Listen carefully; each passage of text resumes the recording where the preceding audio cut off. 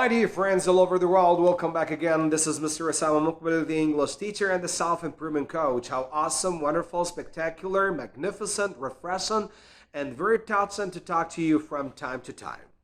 My dear friends, today in this episode of our series, Help Me Improve My Speaking Skill, I'm going to share with you one of the most crucial tips you have to apply very actively to your day-to-day experiences if you want to improve your speaking skill considerably. What is this tip? If you want to be as perfect as possible, decide not to be perfect. What? Decide not to be perfect if you want to be as perfect as possible at learning process. You know that some people don't want to make any mistakes. Why? Because they think that making mistakes is a grotesque crime. They think that this mistake is like an unforgivable sin. It's a very tremendous fault that cannot be forgotten. But this is wrong.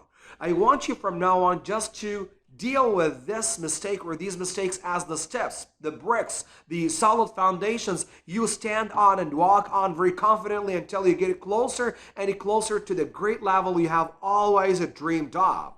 Just remember that we are imperfect creatures and it's okay to make mistakes. What's wrong if you mispronounce a word? Is it the end of the world? Is it the end of the world? No, it's not the end of the world at all.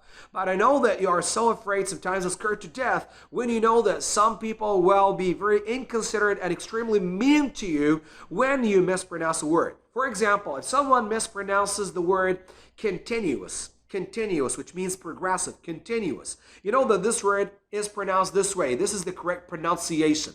It's continuous. If someone pronounced it this way, continuous. What should you do? What will your reaction be? Like this? Look at that stupid guy. He doesn't know how to pronounce the word correctly. Continuous, not continuous, stupid. I think that you have to kill yourself at a moonless night because you're so stupid. Or like this. Hey, bro, yeah, I think that you mean continuous. You know the present continuous, the past continuous, and the present continuous? These are the main tenses in English, or, the major tenses in English. You know them? Present continuous, past continuous, and a future continuous? Oh, I wish you a very nice continuous accomplishment.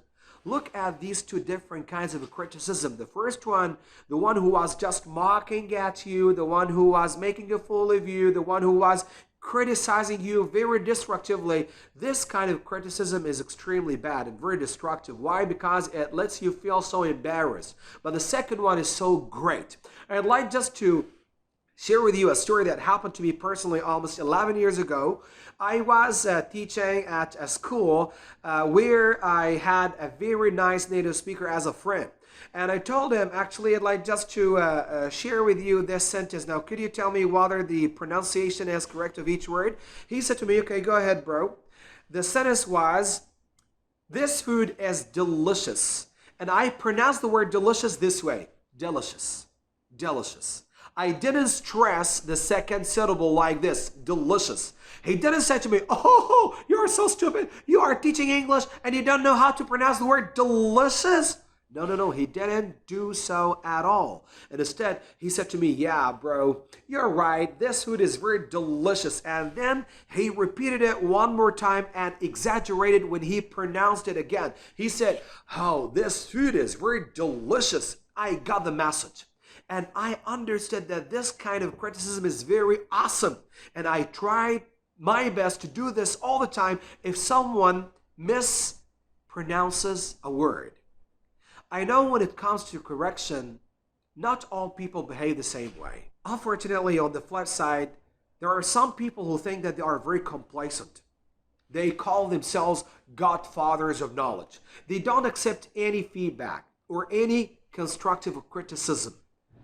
There is another story I'd like to share with you that happened to me almost 5 years ago. There was a guy who used to pronounce the word camouflage, camouflage, camouflage, camouflage, camouflage. This is the correct pronunciation, camouflage. And I think that if you want to know what this word means, look at the lizard that changes its color to protect itself from any possible dangers or predators, just to hide its identity, to keep itself in a very safe place. Camouflage.